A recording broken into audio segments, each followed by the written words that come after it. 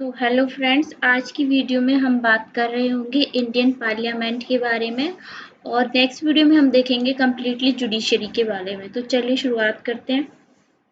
तो ये हैं हमारे कंटेंट्स, क्या क्या हम देख रहे होंगे।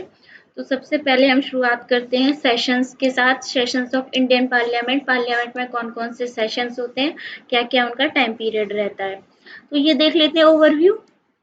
The Indian Parliament conducts its business in 3 sessions each year. तो इंडियन पार्लियामेंट अपना बिजनेस नॉर्मली 3 सेशंस में कंडक्ट होता है, जो कि हमारे होते हैं। सबसे पहले होता है हमारा बजट सेशन। बजट सेशन हमारा चलता है फेब से मई तक। ये मोस्ट इम्पॉर्टेंट सेशन माना जाता है और इसमें ही यूनियन बजट पेश किया जाता है। बजट सेशन में ही, क्योंकि इसमें बजट पेश किया जाता है इसलिए इसको बजट सेशन भी कहा जाता है। कब से कब तक चलता है? फेब से मई तक। ये काफी इंपॉर्टेंट सेशन माना जाता है। Then we have monsoon session. Monsoon session चलता है हमारा जुलाई से अगस्त या फिर सितंबर तक। इसमें लेजिस्लेटिव बिजनेस कंटिन्यूज, लेजिस्लेचर से रिलेटेड जो भी काम रहते हैं वो चलते रहते हैं, पॉलिसीज और बिल्स वगैरह। फिर आता है हमारा विंटर सेशन। विंटर सेशन हमारा शॉर्टेस्ट सेशन होता है, जो कि नवंबर से दिसंबर में चलता है और ये भी पॉलिसी डिस्कशन से रिलेटेड ही इसमें चीजें होती हैं। अब हम देखते हैं the president summons each session and prorogue और डिसॉल्व द लोकसभा।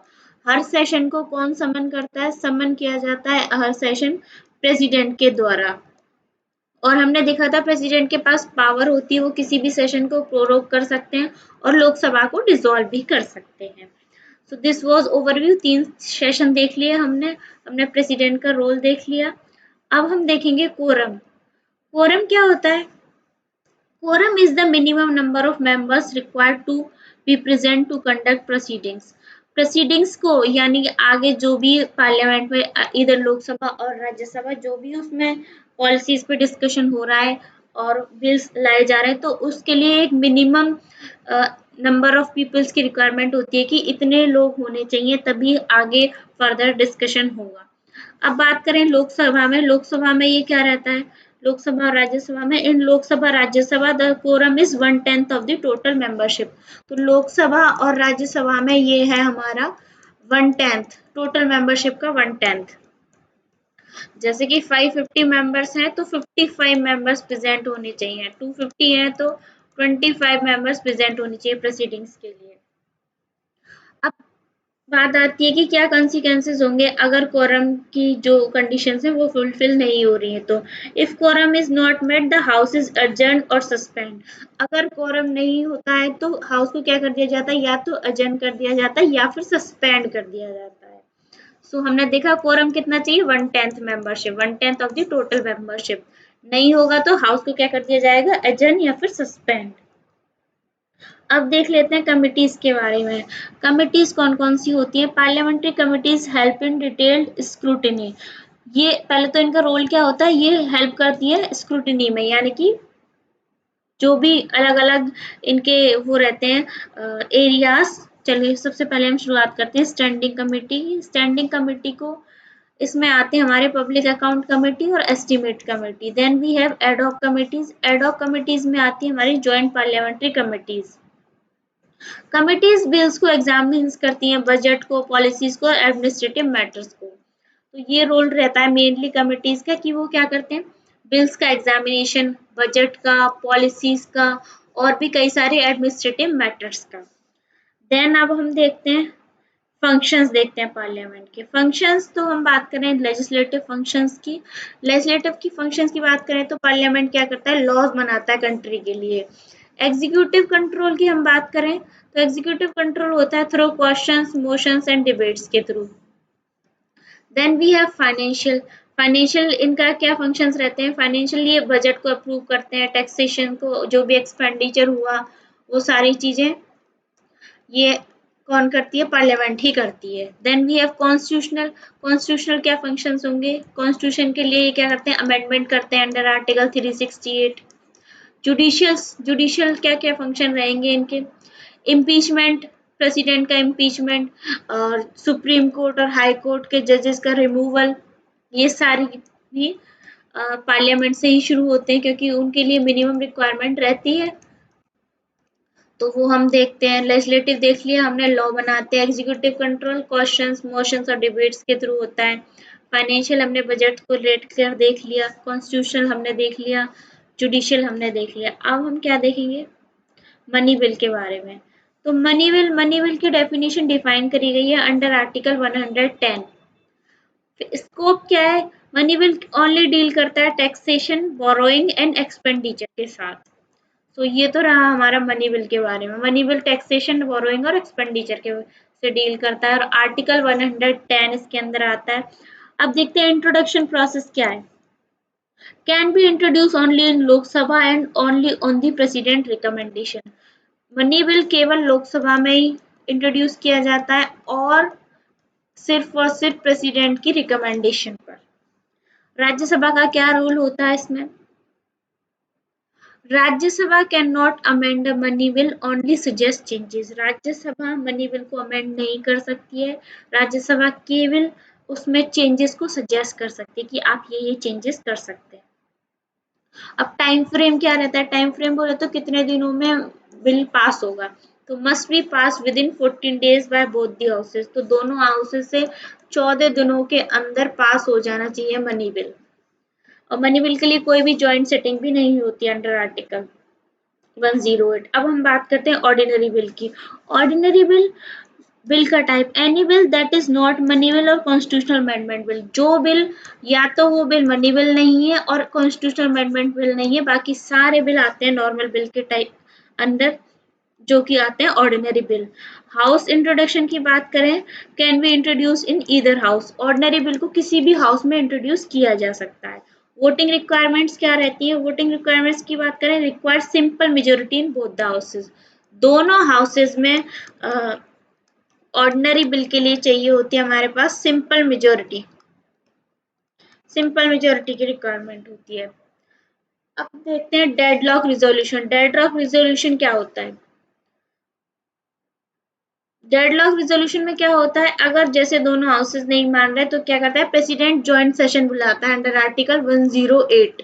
डेडलॉक की सिचुएशन में दोनों हाउसेस को एक साथ बुलाया जाता है प्रेसिडेंट के द्वारा। अब देखते हैं फाइनेंशियल बिल के बारे में। फाइनेंशियल बिल का ओवरव्यू हमने देखने को मिलता है अंडर आर्टिकल 117। तो 117 में फाइनेंशियल बिल है। इसमें ये डील करता है फाइनेंशियल मैटर्स के साथ, but not exclusively like a money bill. लेकिन ये मनी बिल की तरह नहीं होता है।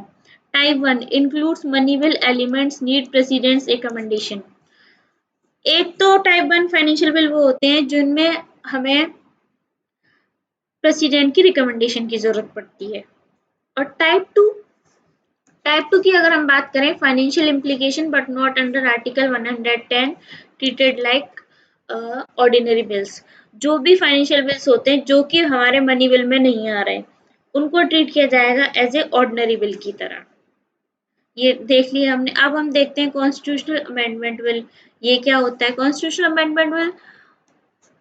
सबसे पहले आर्टिकल की बात करें तो आर्टिकल 368 हमने लिया साउथ अफ्रीका के कॉन्स्टिट्यूशन से। Requires special majority. जब भी कॉन्स्टिट्यूशन में हमें कोई भी अमेंडमेंट करना होता है तो हमें चाहिए स्पेशल मेजोरिटी। स्पेशल मेजोरिटी, अब स्पेशल मेजोरिटी क्या होती है ये देख लेते हैं। Majority of the total membership and 2/3 of the members of the present and voting. एक तो टोटल मेंबरशिप की मेजोरिटी हमें चाहिए और दूसरा जो प्रेजेंटर वोट कर रहे हैं उनकी भी 2/3 मेंबर्स चाहिए रहती है। Some require ratification by at least half of the state. और कुछ में हमें चाहिए कि जो हमारे स्टेट्स हैं जैसे कि इंडिया में, उनके द्वारा भी एटलीस्ट हाफ।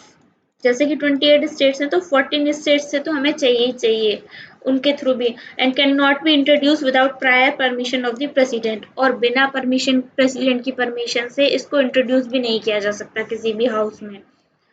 अब देखते हैं funds of the government of India के बारे में।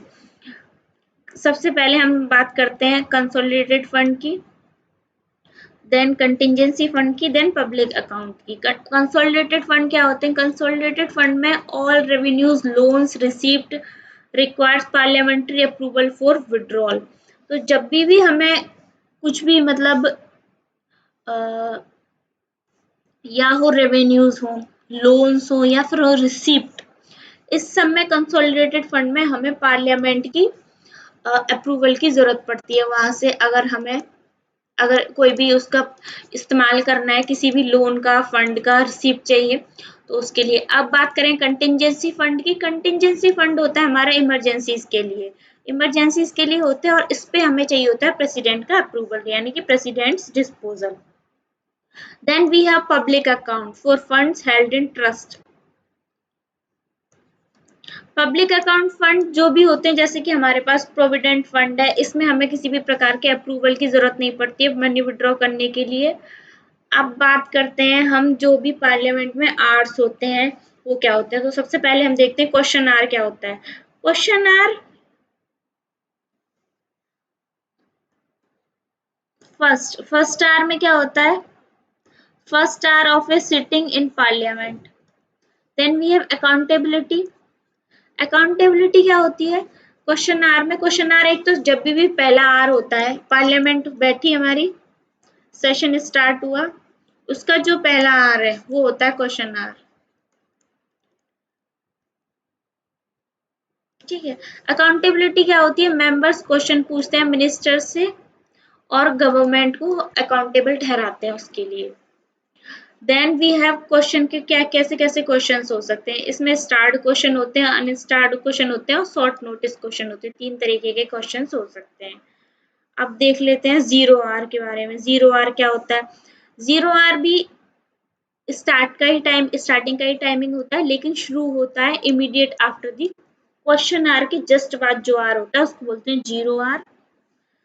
Recognition not officially recognised in rules, rules में इसका कोई ऐसे ऑफिशियल रिकॉग्निशन है नहीं। अर्जेंट मैटर्स के लिए ये किया जाता है zero hour. Members raise urgent matters without prior notice. So इसमें जीरो आर में क्या होता है कि जो भी मेंबर्स होते हैं पार्लियामेंट के, वो अर्जेंटली जो अर्जेंट मैटर्स है उन पर क्वेश्चंस रेज करते हैं। अब नेक्स्ट देख लेते हैं प्रिविलेज मोशन क्या होता है। प्रिविलेज मोशन मतलब breach of privilege raised when there is a breach of privilege by a minister or a member।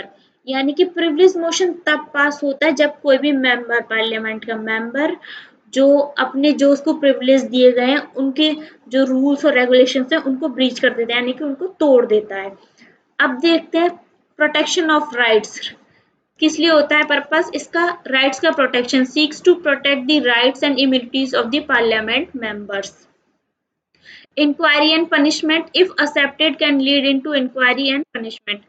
अगर किसी के लिए प्रिविलेज मोशन पास हो जाता है, कोई भी मेंबर पार्लियामेंट का अगर डिफाई कर देता है, उसके सेट ऑफ रूल्स को, प्रोटोकॉल्स को फॉलो नहीं करता है, तो उसके खिलाफ इंक्वायरी बिठाई जाती है, और इंक्वायरी में अगर वो गिल्टी प्रूव होता है तो उसको कुछ पनिशमेंट भी डिफाइंड है।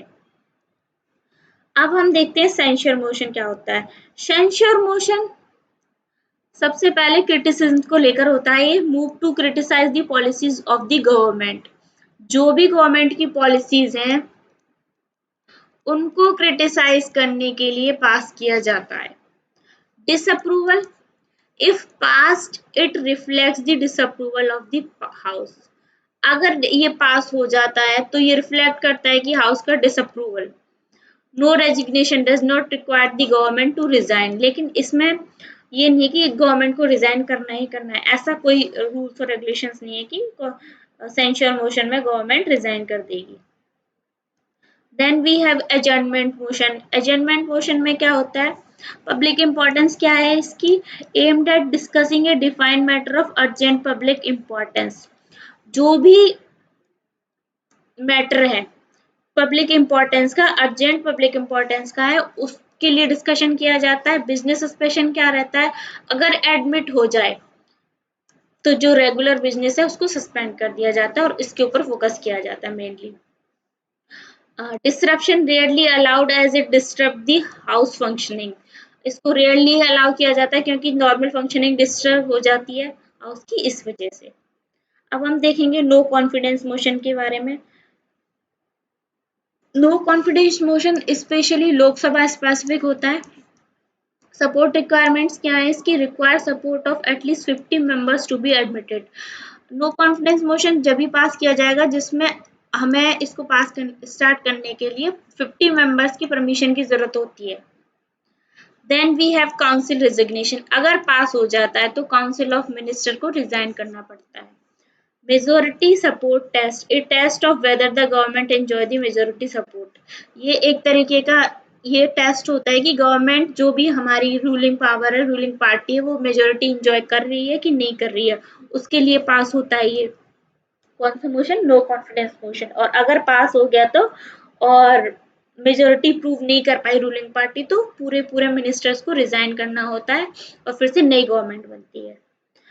अब ये हमने देख लिया पार्लियामेंट के बारे में। नेक्स्ट वीडियो में हम डिस्कशन कर रहे होंगे हमारे जुडिशरी के बारे में। So thank you so much. अगर आपको मेरी वीडियो अच्छी लगी तो आप मेरे चैनल को लाइक शेयर एंड सब्सक्राइब कर सकते हैं। So this was all about the parliament.